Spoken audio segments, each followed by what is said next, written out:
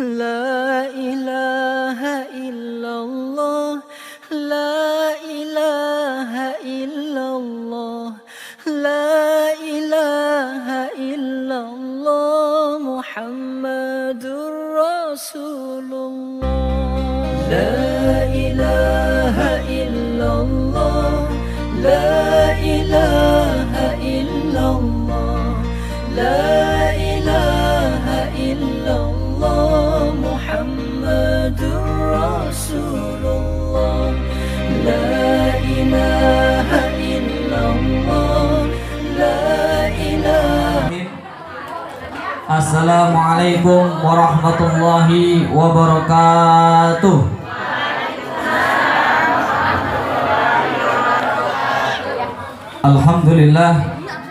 Alhamdulillahirabbil alamin. Alladzi 'allama bil qalam 'allamal insana ma lam ya'lam. Asyhadu an la ilaha illallah wa asyhadu anna Muhammadan 'abduhu wa rasuluh la nabiyya ba'da.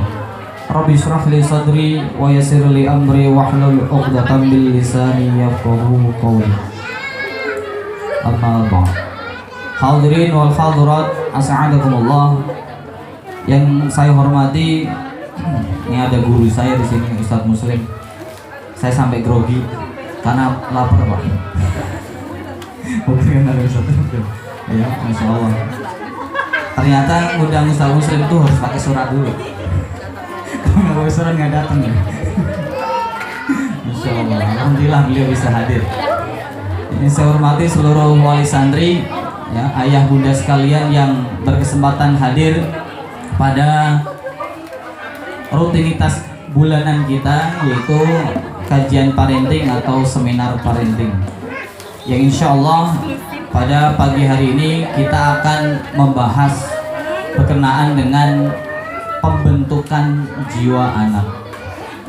Alhamdulillah wa syukurillah wa ni'matillah, Allah memberikan nikmat sehat wal afiyah, memberikan nikmat iman dan takwa, memberikan nikmat segala-galanya, sehingga Allah sehatkan kita semua. Allah getarkan hati kita untuk hadir meninggalkan berbagai aktivitas yang sudah mungkin diagendakan oleh antum semua, ya, yang mau nge-mall, yang mau nyuci, yang mau apa lagi, ya, gosok dan lain sebagainya, itu ditinggalkan demi mencari ilmu. Alhamdulillah. Salawat serta salam tidak lupa mari kita junjungkan bersama-sama untuk baginda kita Nabi Muhammad sallallahu alaihi wasallam, yang telah menuntun kita menjadi orang yang terbaik, menjadi khairukum man ta'allamal Qur'an wa 'allamahu insyaallah. Pada kesempatan kali ini Bapak Ibu sekalian, sebelum kita membahas tema ini, ya, cara membentuk jiwa anak, ada beberapa hal yang ingin kami sampaikan. Yang pertama, insya Allah bulan Oktober ini sudah hampir selesai, ya, kurang lebih 1 pekan lagi. Kemudian bulan November kita ada agenda imtihan nisfus sanah, ya, imtihan akhirus sanah untuk semester 1. Kemudian kebetulan sekalian ngundang Bapak Ibu sekalian. Ini amanat dari orang tua saya, insya Allah tanggal 10 November adik ipar saya, adik istri yang ketiga, yaitu nikahan di Ciamas. Nah, antum semua wali murid diundang untuk bisa hadir dalam acara tersebut. Jika memang ada waktu dan kesempatan, ya, bisa hadir, monggo sana, nanti bisa kondangan di sana. Ya, kita makan enak lah insya Allah. Kalau di sini makanannya biasa, ya. Kalau di sana insya Allah karena nikah makannya enak, biasanya kan begitu, ya. Kalau di dunia terbalik ada orang resepsi, rendang ini mah, daging ini mah, gitu ya. Insya Allah.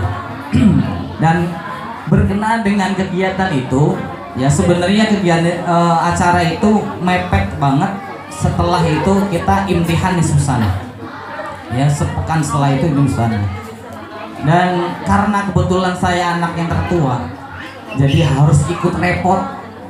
Dan itu mantunya orang Jawa juga, ya orang jauh, orang Tegal.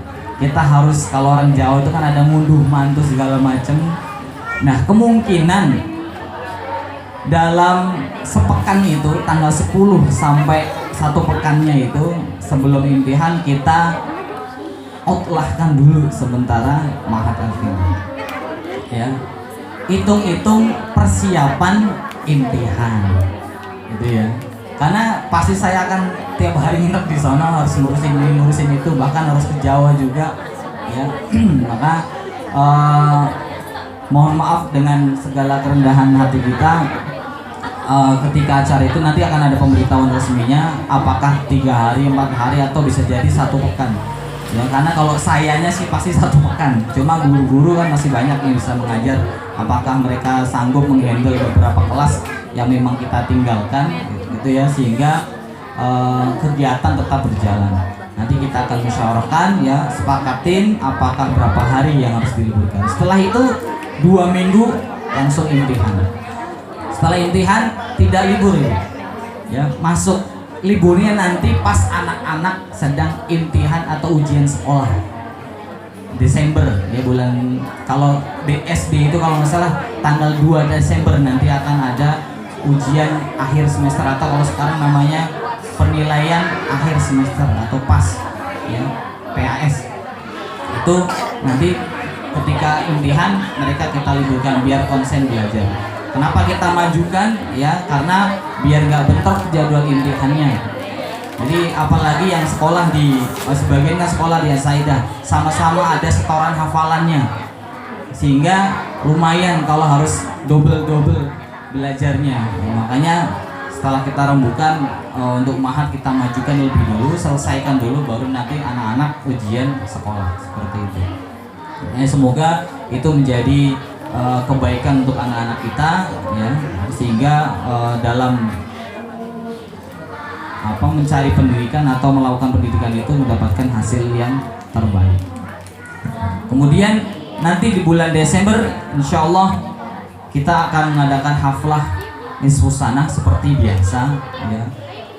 Cuma karena mungkin karena sekarang alhamdulillah santrinya sudah kurang lebih 100 lebih, ya, mungkin ruang lingkupnya atau ruangannya, tempatnya kan di luar full, gitu ya. Dan dengan ustadz-ustadz yang insya Allah kita akan carikan, ya, siapa yang bisa mengisi di sini, ya. Kalau bisa yang terkenal, ya yang terkenal, ya, tapi itu susah, waiting listnya itu susah, ya. Kita nyari buat di masjid aja susah gitu, apalagi yang lembaga masih kecil seperti ini, insya Allah.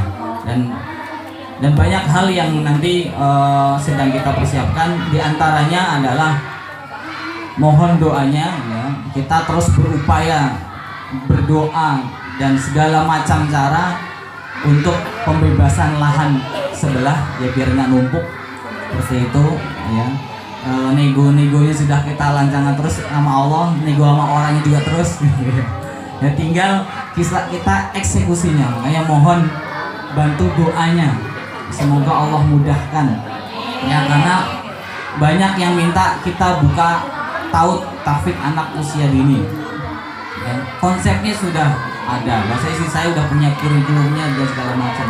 Yang pernah saya mungkin yang pernah baca status saya, ya, tuntas dalam segala aspek kehidupan, yang mungkin belum ada di TK-TK di daerah sini, yang memang seharusnya secara keislaman, ya, pendidikan usia dini itu harus tuntas, bukan hanya bisa baca, bisa tulis, gitu ya. Kalau di ini kan umumnya begitu, caliskennya kelar. Padahal bukan itu aspek dari pendidikan anak usia dini. Jadi insya Allah, jika Allah izinkan, Allah mudahkan, ya. Kebetulan pendirian yayasan juga begitu, kita sedang upayakan. Ternyata Allah takdirkan KTP saya hilang, jadi nggak maju-maju. Kita harus ngurus KTP hilang dulu. Ketika udah berkas kita siapkan, ya orang-orang ini nih yang mau jadiin ketua yayasan ini segala macam, KTP saya nggak ada, ya udah kita tunda dulu. Ya, semoga nanti ada waktu kosong untuk ke Jakarta karena KTP saya masih Jakarta ya. Nanti bisa diurus baru kita masuk ke yayasan. Seperti itu. Memang mungkin itulah cara Allah untuk mempermudah kita ya agar kita Allah upayakan. Seperti itu. Ya insya Allah kalau memang Allah izinkan dan Allah takdirkan, konsepnya sih masya Allah konsepnya ya tahun ini mungkin Bapak Ibu sekalian kalau mau nyari yang kurikulumnya setara itu semacam di kinderville ya, kindergarten gitu, biayanya masuk udah berapa puluh juta kalau mau sekolah gitu. Bahkan saya pengennya satu rumah itu full playground, tapi playgroundnya nggak asal playgroundnya itu yang ada kegiatan motorik dan lain sebagainya yang memang mempengaruhi perkembangan tubuh anak. Itu yang kita konsepkan. Karena waktu saya bikin TK yang merubah TK di Jakarta tuh dulu kita bikin playground 2 kelas full jadi playground plus tempat belajar. Jadi playground itu bukan cuma ayunan. Kalau di sini ngomong gitu, ayunan, perosotan, gitu ya. Tapi sebenarnya ada playground yang penuh dengan konsep pendidikan. Ada contohnya di Kementerian Pendidikan di Jakarta. Di situ ada contohnya. Ini loh playground yang cocok untuk PAUD itu seperti ini. Ininya ini, temanya begini. Permainannya ini buat ngasah apa, ini buat ngasah apa itu ada. Nah, kita sih pengennya begitu. Jika Allah izinkan, makanya memang harus kencengin doanya terus, kencengin sholawatnya terus. Ya semoga Allah mudahkan segalanya. Kalau tahun ini belum jadi, ya berarti Allah belum izinkan. Ya, makanya bantu doa. Semoga Allah mudahkan dan Allah izinkan. Ya. Donaturnya insya Allah siap. Ya, Bapak Ibu semua kan siap kan? Insya Allah. Ya kita bareng-bareng. Kalau nggak bisa donasi dalam segi dana, donasi dalam segi doa, kencengin. Siapa tahu saya dengan Bapak dengan Ibu solehan Bapak Ibu, deketan Bapak Ibu sama Allah daripada saya. Siapa tahu kan begitu. Sehingga doa saya nggak terkabul-kabul, doa Ibu sekalian Allah kabulin. Kita nggak pernah tahu. Ya makanya itu yang Allah yang kita minta kepada Allah, semoga Allah mudahkan. Ya. Semoga itu menjadi wasilah dakwah. Saya tidak berniat sedikit pun, saya dan istri tidak berniat sedikit pun untuk mencari keuntungan atau apapun. Ya bahkan ma'had ini wallahi tidak ada keuntungannya. Kalau kita ngomong untung rugi, tidak ada keuntungannya. Ya.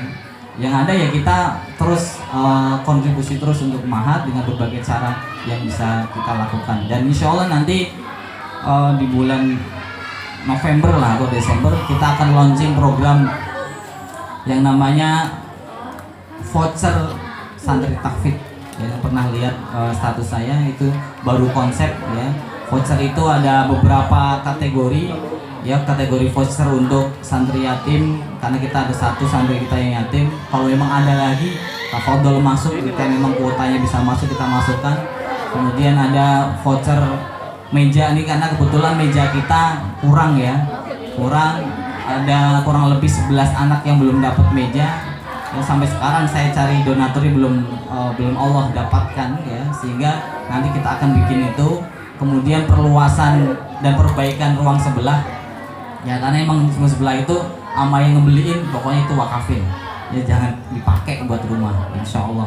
Makanya nanti kita bareng-bareng beresin lah gitu, termasuk nanti untuk perluasan lahan ke samping. Malah orang tua saya sih pengennya udah 5-5-nya beli sekalian,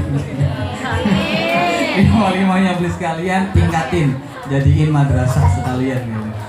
Cuma nggak boleh sebenarnya ya, secara perizinan IMB-nya nggak boleh ya, tapi ya nanti kita bagaimana caranya Allah mudahkan. Siapa tahu ini menjadi jalan jadinya Puri Araya jadi kampung tahfidzul Quran. Semoga begitu ya. Dan Allah sehatkan saya terus dan Allah sehatkan antum semua insya Allah. Itu sekilas rencana-rencana yang insya Allah kita akan lakukan. Kita masuk ke tema kita, yaitu cara membentuk jiwa anak. Bapak Ibu sekalian, insya Allah kita semua nih sebenarnya sudah membentuk anak kita semua. Saya yakin, nggak mungkin lah kita punya anak terus diumbar begitu saja. Diumbar loh, nggak kayak orang, kayak kucing punya anak, ya udah ente makan, paling cariin makan udah makan, setelah itu terserah mau main kayak mau apa kayak gitu ya. Nggak mungkin. Kita pasti punya proteksi atau punya program-program. Oh anak saya gini ntar mau sekolah ke sini ya. Oh ntar anak saya sekian mau begini ya, terus gitu. Cuman terkadang kita full time dalam urusan pendidikan, pikirin pendidikannya aja, tapi perkembangan fisiknya, perkembangan jiwanya terkadang lolos. Makanya ada anak, nggak heran ketika ada anak yang sudah cukup dewasa, mentalnya belum jadi, ya. Termasuk apa namanya?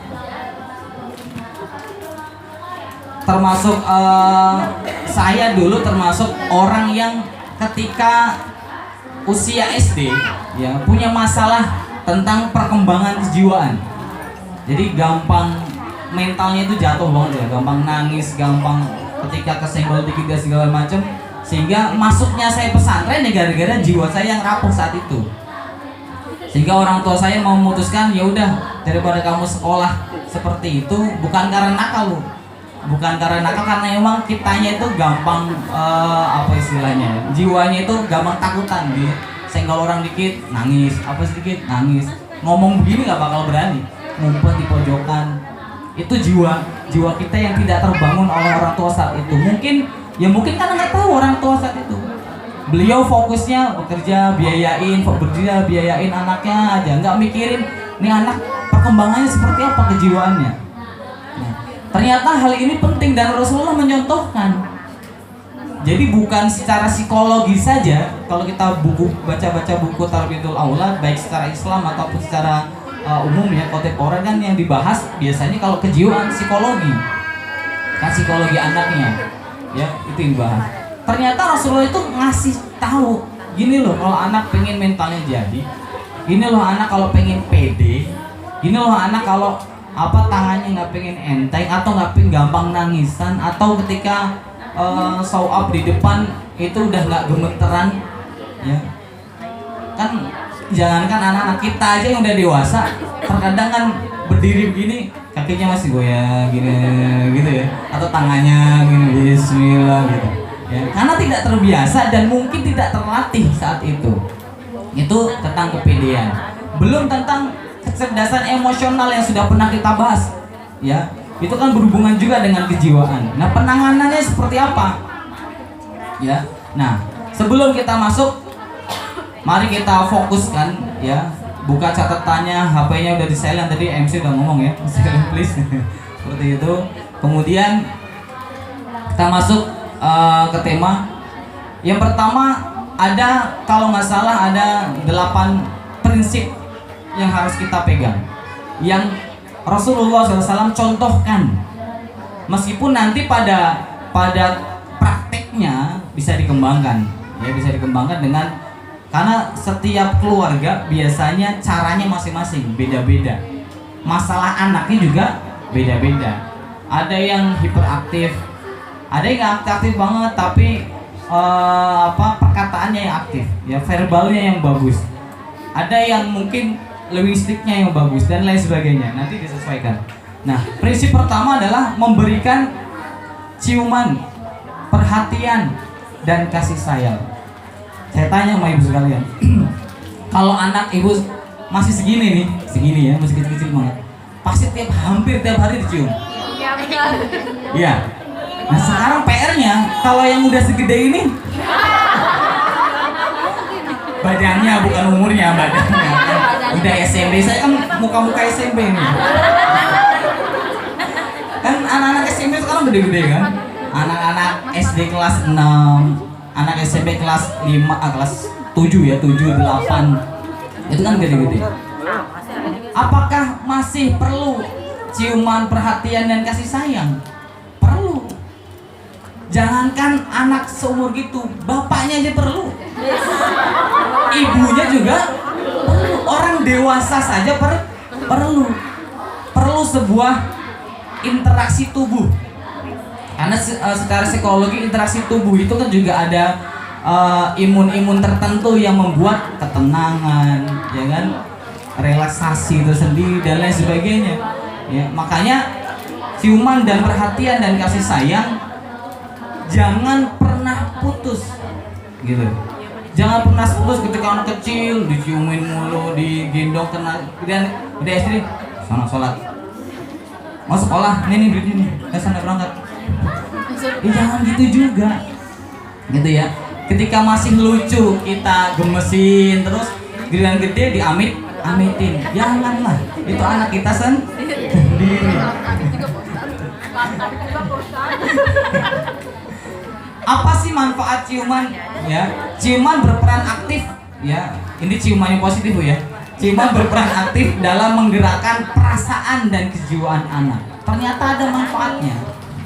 Ya, anak kita nih mungkin kelas 5 atau kelas 6 SD, dia mau berangkat sekolah. Sini nak, cium tangan dulu. Setelah itu dicium dahinya, diusap kepalanya. Nanti sugestikan ke dia. Nanti ketika sekolah tenang ya. Bukan jangan nakal, Pak. Kalau jangan nakal, dia denger nakalnya. Oh, berarti suruh nakal sama bapak ibunya.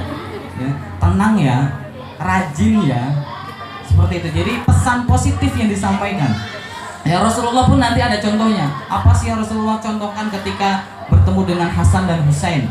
Itu ada contoh juga. Pernah tuh ngomong-ngomong yang negatif kata-katanya. Bahkan yang keluar doa terus kepada Rasulullah. Tuh. Kemudian ciuman akan melahirkan ikatan yang kuat dalam menumbuhkan kasih sayang. Betul. Ya. Jangankan anak kecil, orang dewasa aja, suami istri aja, ikatan yang menunjukkan bahwa kasih sayang itu bagus, ya berpelukan, ciuman, kan seperti itu. Itu orang dewasa. Anak kecil emang butuh secara kejiwaan, mereka butuh pengakuan bahwa oh, orang tua saya itu sayang. Jadi nggak cuma ayah mah sayang sama kamu, bahkan sayang banget, mau apa beliin, mau ini beliin, mau jalan-jalan, ayo.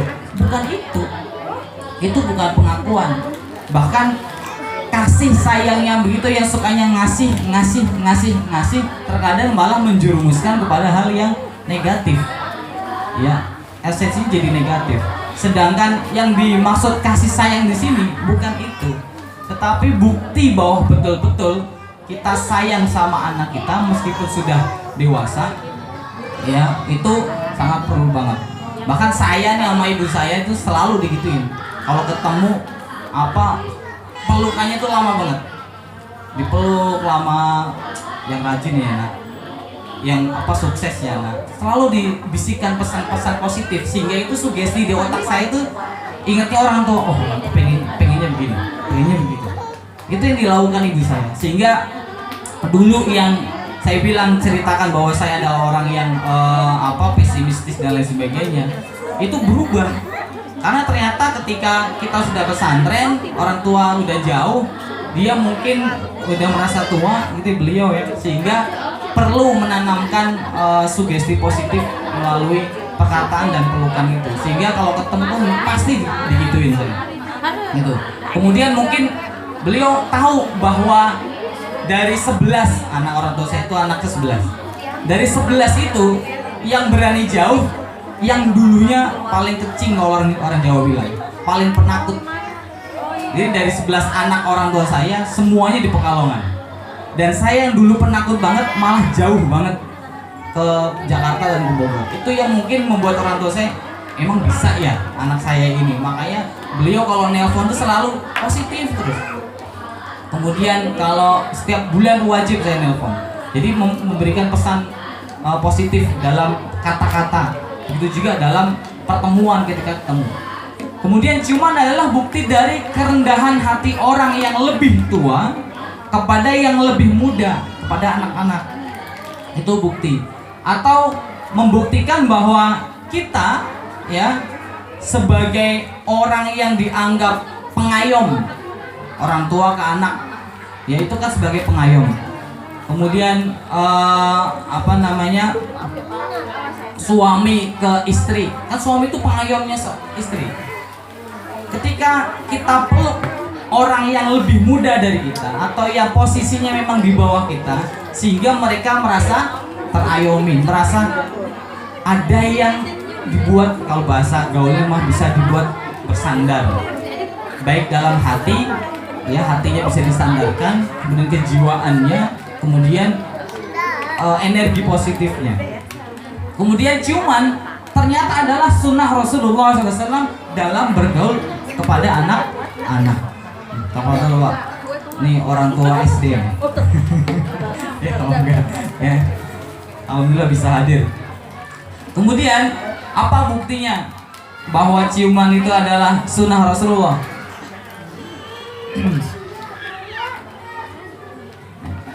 Cerita seorang badui. Di sini Rasulullah akan mencontohkan bahwa pentingnya mencium anak dan sunnahnya mencium anak. Ada sebuah hadis dalam Sahih Bukhari wa Muslim.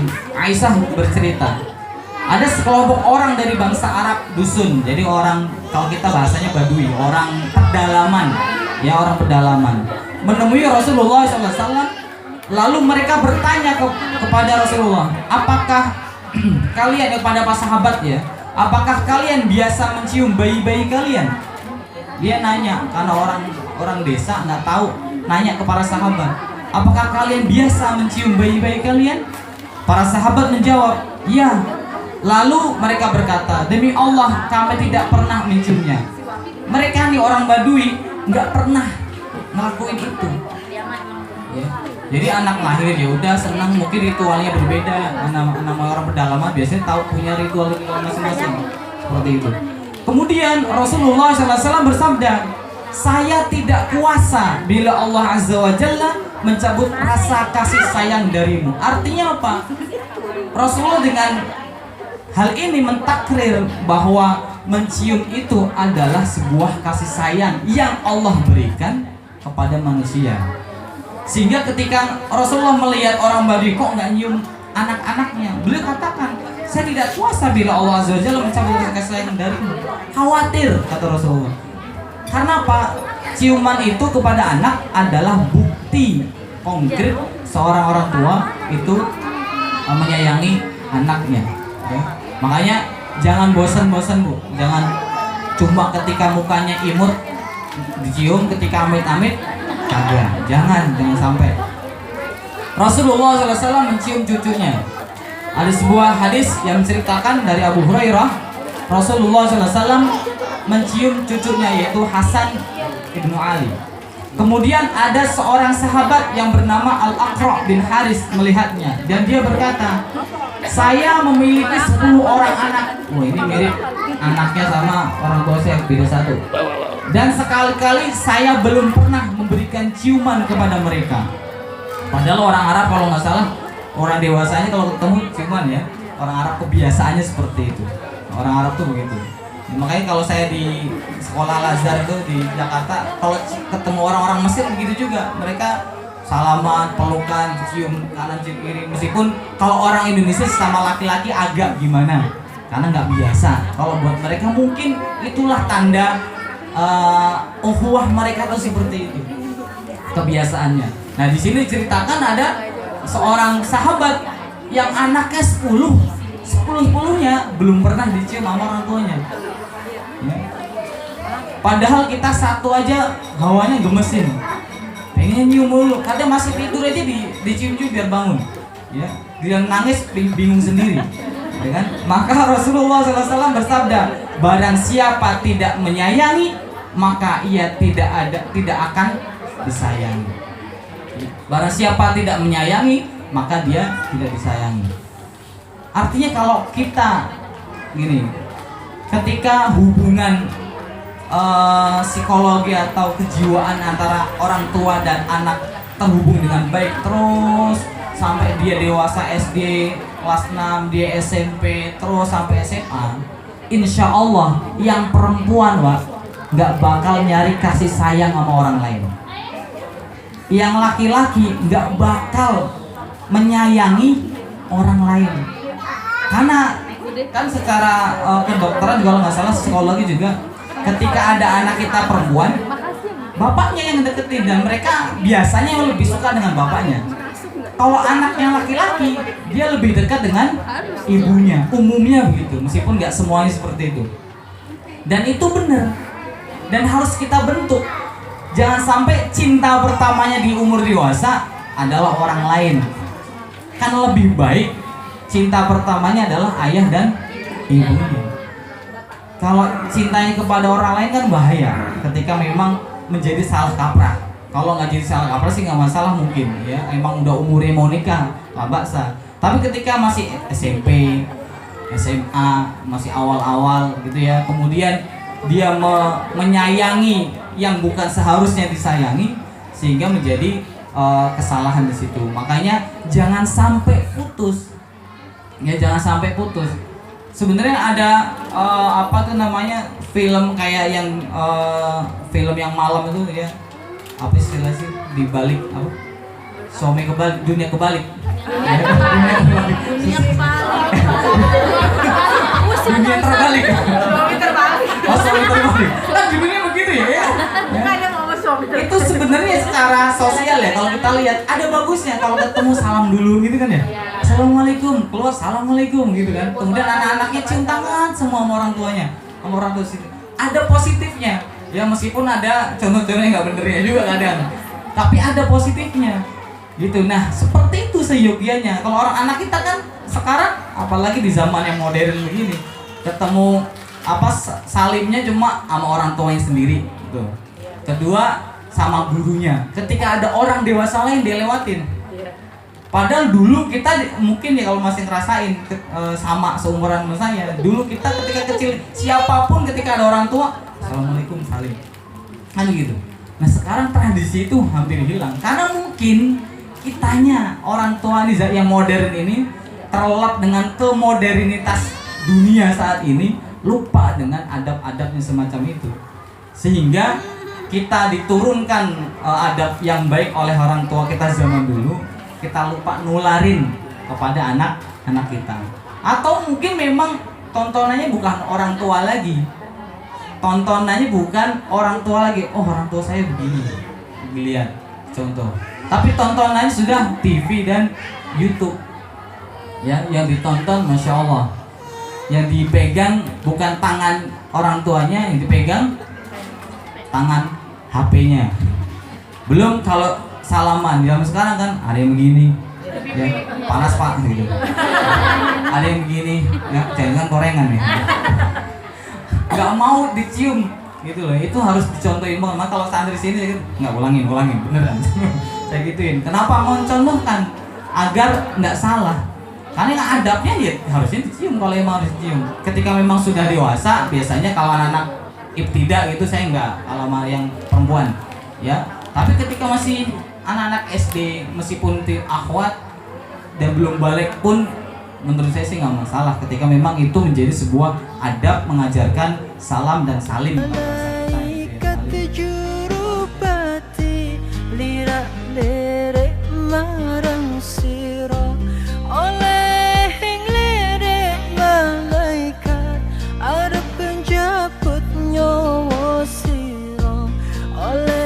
Jabut